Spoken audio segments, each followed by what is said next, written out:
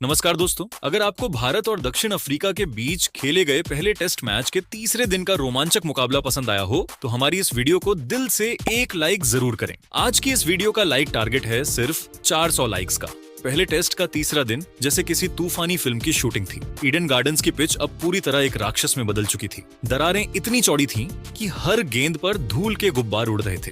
कहीं extra bounce, कहीं गेंद घुटनों पर रेंगती बल्लेबाजों के लिए यह किसी हॉरर मूवी से कम नहीं था। और यह सब कुछ सुबह सुबह ही शुरू हो गया था। सूरज की पहली किरणें ईडन गार्डन्स के इस विशाल स्टेडियम पर पड़ी। तिरंगा हवा में लहरा रहा था और दर्शक सीटों पर बैठे हुए सिर्फ एक ही चीज का इंतजार कर रहे थे, धमाकेदार मुकाबला। हाथों में बैनर थे जिन पर लिखा था बुमराह का कहर और कुलदीप का जादू। जैसे ही सुबह 9 बजे डेल स्टेन ने घंटी बजाई, पूरा स्टेडियम गूंज उठा और तीसरे दिन का खेल शुरू हो गया। अक्षर पटेल ने गेंद संभाली, स्लिप और शॉर्ट लेग पर फील्डर तैनात थे। और जैसे जैसे समय आगे बढ़ा, पिच की दरारें और भी डरावनी होती गईं। स्पिनरों के लिए यह पिच अब किसी युद्ध भूमि जैसा हथियार बन चुकी थी। दक्षिण अफ्रीका ने अपनी दूसरी पारी 93 रन पर 7 विकेट से आगे बढ़ाई। क्रीज पर टेम्बा बाउमा और कॉर्बिन बॉश थे। दोनों ने पहले आधे घंटे में काफी समझदारी से बल्लेबाजी की, बीच बीच में अच्छे शॉट्स भी लगाए। लेकिन भारत के गेंदबाज आज किसी अलग ही लय में थे। कुलदीप और जडेजा की फिरकी तो मानो जादू की तरह हवा में घूम रही थी। सुबह की ठंडी हवा, पिच पर चमकती ओस की बूंदें और स्पिन की मार, सब कुछ बल्लेबाजों को दबाव में डाल रहा था। जैसे ही सूरज ऊपर चढ़ा, पिच और खतरनाक होती चली गई। 36वें ओवर की पहली गेंद पर अक्षर पटेल ने बॉश को फ्लाइटेड गेंद डाली, जिस पर बॉश ने सॉफ्ट हैंड से स्क्वायर लेग की तरफ से एक महत्वपूर्ण सिंगल चुरा लिया। ये छोटा सा रन दक्षिण अफ्रीका के लिए थोड़ी राहत लेकर आया था। उसी ओवर की चौथी गेंद पर अक्षर की स्लाइडर बाबूमा के पैड पर लगी। जोरदार अपील हुई, लेकिन अंपायर ने नॉट आउट दिया और भारत ने रिव्यू नहीं लिया, क्योंकि गेंद बल्ले का अंदरूनी किनारा छूकर गई थी। दबाव लेकिन लगातार बढ़ रहा था और हर गेंद पर बल्लेबाज की सांस अटक जा रही थी। 38वें ओवर में जडेजा ने बॉश को लेग की तरफ ड्रिफ्ट होती गेंद फेंकी, जिस पर बॉश ने शानदार स्वीप खेला और गेंद बाउंड्री पार करते ही दक्षिण अफ्रीकी फैंस की तालियां गूंज उठीं। लेकिन यह खुशी ज्यादा देर टिक नहीं पाई। 41वें ओवर में कुलदीप यादव ने बॉश को शॉर्ट और वाइड गेंद दी, जिस पर बॉश ने बैकफुट पर जाकर तेज कट शॉट लगाया और गेंद चौके के लिए निकल गई। धीरे धीरे रन जरूर बन रहे थे, लेकिन असली तूफान अभी बाकी था। 47वें ओवर की पहली गेंद पर जसप्रीत बुमराह ने वो मैजिक डिलीवरी फेंकी जो इस मैच की सबसे शानदार गेंद बनी। गेंद अच्छी लेंथ पर पड़ी। बॉश को बाउंस की उम्मीद थी, लेकिन गेंद लो रह गई। बॉश लेजी शॉट खेल बैठे और उनके ऑफ स्टंप की गिल्लियां हवा में उड़ गईं। कॉर्बिन बॉश 37 गेंदों पर 25 रन बनाकर बोल्ड हो गए और दक्षिण अफ्रीका को 8वां झटका 135 रन पर लगा। बुमराह की वो गेंद किसी जादू से कम नहीं थी और पूरा स्टेडियम उनके नाम से गूंज उठा। अब अकेले लड़ रहे थे कप्तान टेम्बा बावुमा। 49वें ओवर की तीसरी गेंद पर बुमराह की शॉट ऑफ गुड लेंथ गेंद बावुमा के बैट के अंदरूनी किनारे से निकलकर लेग स्टंप के पास से बाउंड्री तक पहुंच गई। चौका भी लगा और बावुमा की टेस्ट करियर की 26वीं 50 भी पूरी हुई। इस मैच की पहली हाफ सेंचुरी दक्षिण अफ्रीका के कप्तान के नाम रही और स्टेडियम में तालियों की गूंज फैल गई। लेकिन भारतीय फैंस जानते थे कि अभी खेल बाकी है, और यह तालियां इसलिए क्योंकि बाबूमा ने अकेले दम पर लड़ाई लड़ी थी। 33वें ओवर की तीसरी गेंद पर सिराज ने हार्मर को एंगल्ड इन गेंद डाली जो निप बैक हुई। हार्मर ने कोई शॉट नहीं खेला। ऑफ स्टंप आधी उखड़ गई और पूरी तरह टूटकर बिखर गई। साइमन हार्मर 20 गेंदों पर 7 रन बनाकर बोल्ड हुए और इसी के साथ दक्षिण अफ्रीका 9 विकेट पर 119 रन पर थी। और फिर 54वें ओवर की पहली गेंद पर सिराज ने परफेक्ट यॉर्कर डाली, जिस पर महाराज के जूते पर लगी और यह देखकर अंपायर ने तुरंत उंगली उठा दी। हालांकि बल्लेबाज ने रिव्यू लिया, लेकिन बॉल ट्रैकिंग ने दिखाया कि केशव महाराज के लिए खतरे की घंटी बज चुकी है। और थर्ड अंपायर के फैसले के साथ ही केशव महाराज 3 गेंदों पर 0 रन बनाकर LBW हुए।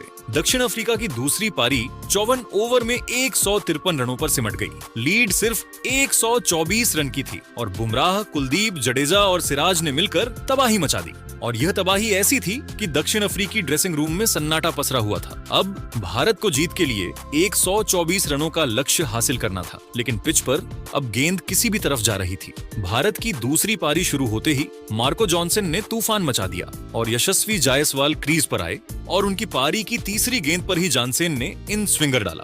गेंद लेट स्विंग हुई और गेंद जायसवाल के बल्ले के किनारे पर लगी और जोरदार अपील हुई और गेंद वरने के दस्तानों में समा गई। यशस्वी जायसवाल 4 गेंदों पर 0 रन बनाकर कैच आउट हुए। भारत 0 रन पर 1 विकेट खो चुका था और इस विकेट के साथ ईडन गार्डन्स में पिन ड्रॉप सन्नाटा छा गया।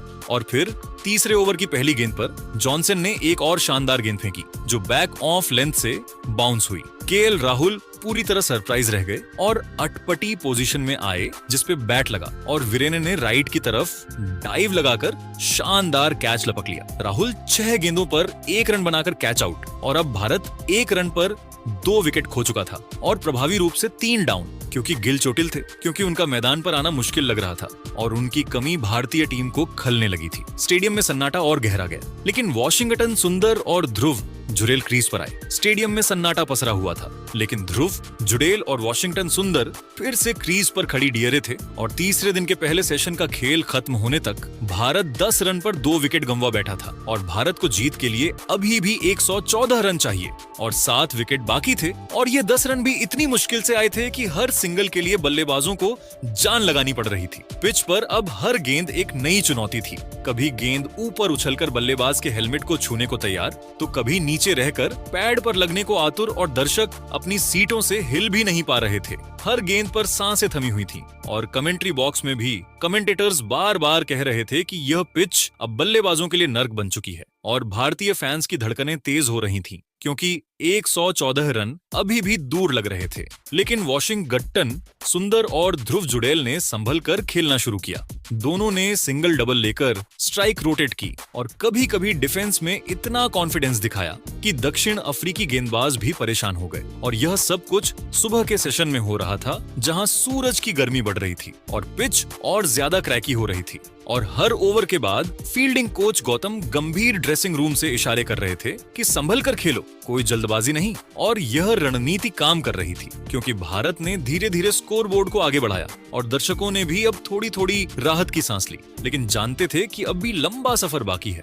और जैसे ही लंच का समय नजदीक आया, दोनों बल्लेबाजों ने और ज्यादा सतर्कता बरती और लंच तक भारत ने 35 रन पर 2 विकेट का स्कोर बनाया। 2 अब भी 89 रन चाहिए थे और 7 विकेट बाकी थे। और लंच के बाद का सेशन तो और भी खतरनाक होने वाला था, क्योंकि पिच अब और ज्यादा टूट चुकी थी और स्पिनरों का कहर बढ़ने वाला था। इस मैच का रोमांच अब चरम पर था। 124 रन के पीछा में भारत का संघर्ष जारी था और साउथ अफ्रीका पूरी ताकत से वापसी की कोशिश में था। दूसरे सत्र की शुरुआत होते ही भारतीय बल्लेबाजों पर दबाव साफ नजर आ रहा था। लक्ष्य सिर्फ 124 रन था, लेकिन पिच की कठिनाई और शुरुआती झटकों ने हालात इतने खराब कर दिए थे कि हर रन की कीमत बढ़ती जा रही थी। मैदान के माहौल में एक अजीब सी खामोशी थी, जैसे सभी को अंदेशा हो कि इस सत्र में मैच किसी भी दिशा में झुक सकता है। सत्र शुरू होते ही ध्रुव जुड़ेल ने बेहतरीन सकारात्मक रवैया दिखाया। वह बिल्कुल दबाव में नहीं आए और शुरुआत में ही आक्रामक अंदाज दिखाया। दूसरे ही ओवर में उन्होंने कॉर्बिन बॉश की गेंदों पर लगातार 2 चौके लगाकर दक्षिण अफ्रीका की लय को तोड़ने की कोशिश की। जुड़ेल का यह आत्मविश्वास भारतीय ड्रेसिंग रूम के लिए उम्मीद की किरण जैसा था। लेकिन इसी ओवर में एक पल ऐसा भी आया जब लगा कि भारत को एक और बड़ा झटका लग सकता है। बॉश की एक गेंद विकेट कीपर के हाथों में गई और दक्षिण अफ्रीकी खिलाड़ियों एक ने कैच की जोरदार अपील की। अंपायर ने उंगली ऊपर कर दी। जुड़ेल आउट। पूरे मैदान में सन्नाटा फैल गया, लेकिन जुड़ेल ने तुरंत DRS ले लिया। रिप्ले में साफ दिखाई दिया कि गेंद ने बल्ले को छुआ ही नहीं था, सिर्फ पैड के पास से निकल गई थी और इस तरह जुड़ेल बच गए। भारत ने राहत की सांस ली। वॉशिंगटन सुंदर और जुड़ेल के बीच साझेदारी अच्छी बन रही थी। दोनों बेहद समझदारी से खेल रहे थे। जोखिम भरे शॉट्स कम और रनों की तलाश ज्यादा थी। भारतीय टीम धीरे धीरे लक्ष्य की ओर बढ़ रही थी, लेकिन तभी मैच में एक अचानक मोड़ आया। ये सच में एक बड़ी गलती थी। गेंद एक लॉन्ग हॉप थी, यानी छोटी लंबाई की, जिसे आसानी से बाउंड्री के बाहर भेजा जा सकता था। जुड़ेल के चेहरे पर उत्साह दिखा और उन्होंने जोरदार पुल शॉट खेला, लेकिन गेंद पिच पर आते ही थोड़ी रुक गई। जुड़ेल शॉट पूरा कर चुके थे और टाइमिंग पूरी तरह बिगड़ गई। परिणाम गेंद सीधी डीप मिड विकेट पर खड़े कॉर्बिन बॉश के हाथों में चली गई। ये विकेट एकदम अचानक आया और साउथ अफ्रीका खुशी से झूम उठा। जुड़ेल 13 रन बनाकर आउट हुए, जिसमें 3 चौके शामिल थे। स्कोर बोर्ड पर भारत का स्कोर था 3 विकेट पर 33 रन। मैच का संतुलन अब दक्षिण अफ्रीका की ओर झुकता दिख रहा था। अब मैदान पर आए भारत के अंतरिम कप्तान ऋषभ पंत। पंत के आते ही माहौल थोड़ा उम्मीद से भर गया। वह अपने आक्रामक अंदाज से मैच का रुख बदलने की क्षमता रखते हैं, लेकिन आज पिच उनके पक्ष में नहीं थी। महाराज की गेंद पर उनके खिलाफ कैच की अपील हुई, अंपायर ने नॉट आउट दिया। दक्षिण अफ्रीका ने DRS भी लिया, लेकिन गेंद बल्ले से बिल्कुल दूर थी। इस तरह पंत एक बार फिर बच गए, लेकिन इसका फायदा पंत उठा नहीं सके। वे लगातार संघर्ष कर रहे थे। गेंद उनकी बैटिंग को बार बार परेशान कर रही थी। हर गेंद पर ऐसा लग रहा था कि पंत को खेलना मुश्किल हो रहा है। और फिर वह पल आया जो भारतीय फैंस नहीं देखना चाहते थे। साइमन हार्मर ने गति कम की, गेंद को हल्का सा हवा में तैराया और पंत ने ड्राइव करने की कोशिश की, लेकिन गेंद पिच पर हल्की रुक गई और पंत का शॉट टाइम नहीं हो पाया। उन्होंने एक आसान सा कैच सीधे गेंदबाज के हाथों में दे दिया। पंत सिर्फ 2 रन बनाकर आउट। अब भारत का स्कोर था 38 रन पर 4 विकेट। स्थिति बेहद खराब हो चुकी थी। टीम इंडिया सचमुच संकट में थी। इसके बाद क्रीज पर आए रविंद्र जडेजा।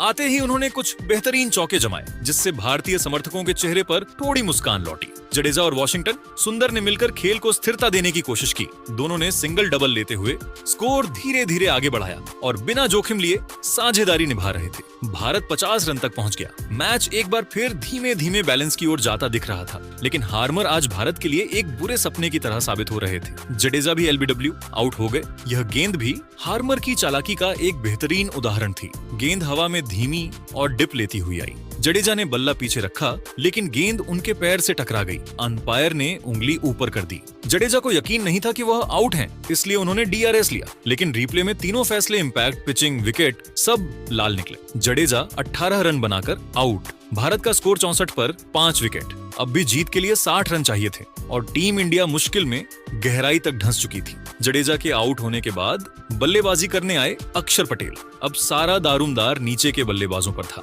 लक्ष्य छोटा था, लेकिन हालात ऐसे थे कि हर रन पहाड़ जैसा लग रहा था। वॉशिंगटन सुंदर थोड़े सेट नजर आ रहे थे, लेकिन तभी एडन मार्कराम ने मैच का बड़ा मोड़ ला दिया। मार्कराम ने राउंड विकेट एक शानदार ऑफ ब्रेक डाला। गेंद हल्की सी बाहर की ओर घूमी और उछाल भी थोड़ा ज्यादा था। सुंदर आगे बढ़कर डिफेंस करने की कोशिश करते हैं, लेकिन गेंद उनके बल्ले का बाहरी किनारा ले लेती है। गेंद स्लिप में जाती है, जहां हररमर झुककर दोनों हाथों से बेहतरीन लो कैच पकड़ लेते हैं। यह भारत के लिए बड़ा झटका साबित हुआ। वॉशिंगटन सुंदर 31 रन बनाकर आउट हुए और भारत पर दबाव और बढ़ गया। इसके बाद दक्षिण अफ्रीका ने बिल्कुल भी मौका नहीं दिया। इस बार गेंद सेमन हार्मर के हाथ में थी और उन्होंने कुलदीप यादव को LBW कर दिया। भारत के 7 विकेट सिर्फ 77 रन पर गिर चुके थे। हर गेंद के बाद माहौल और भारी होता जा रहा था और ऐसा लगने लगा कि टीम इंडिया का संघर्ष जल्द खत्म होने वाला है। लेकिन फिर अक्षर पटेल ने आते ही मुकाबले में नई जान डाल दी। उन्होंने आते ही काउंटर अटैक शुरू कर दिया और दक्षिण अफ्रीका के गेंदबाजों को चौंका दिया। खासकर केशव महाराज के एक ही ओवर में अक्षर ने 1 चौका और 2 जबरदस्त जड़ दिए। भारतीय ड्रेसिंग रूम में थोड़ी उम्मीद जगने लगी थी कि शायद अक्षर कुछ ताबड़तोड़ रन बना दें और लक्ष्य को आसान कर दें, लेकिन महाराज इतने आसानी से हार मानने वाले नहीं थे। अपने ही ओवर की 5वीं गेंद पर उन्होंने अक्षर को आउट कर दिया। गेंद थोड़ी धीमी और बाहर की ओर थी। अक्षर ने स्लॉग स्वीप खेलने की कोशिश की, लेकिन टाइमिंग गड़बड़ा गई। गेंद आसमान में बहुत ऊंची चली गई। मिड विकेट से कप्तान टेम्बा बाबूमा पीछे की ओर भागते हुए आए और बेहद कठिन कैच को शानदार तरीके से पकड़ लिया। अक्षर 26 रन बनाकर आउट हुए और भारत की आखिरी उम्मीद भी लगभग खत्म हो गई। अगली ही गेंद पर महाराज ने मोहम्मद सिराज को LBW कर दिया और इसी के साथ भारत की पारी 93 रन पर सिमट गई। दक्षिण अफ्रीका ने यह मैच 30 रनों से जीत लिया और एक बड़ी सफलता हासिल की। ये जीत दक्षिण अफ्रीका के लिए सचमुच खास थी। मैच के पहले दिन 169 पर ऑल आउट होने के बाद शायद किसी ने नहीं सोचा होगा कि वे मुकाबला पलट देंगे, लेकिन उनके गेंदबाजों ने लगातार शानदार लाइन लेंथ पर गेंदबाजी की और भारतीय बल्लेबाजों को खुलकर खेलने का कोई मौका नहीं दिया। तो दोस्तों, आपके हिसाब से टीम इंडिया की इस हार की वजह क्या है? कमेंट जरूर करें और ऐसी ही नई क्रिकेट अपडेट के लिए हमारे चैनल को सब्सक्राइब जरूर कीजिएगा। धन्यवाद।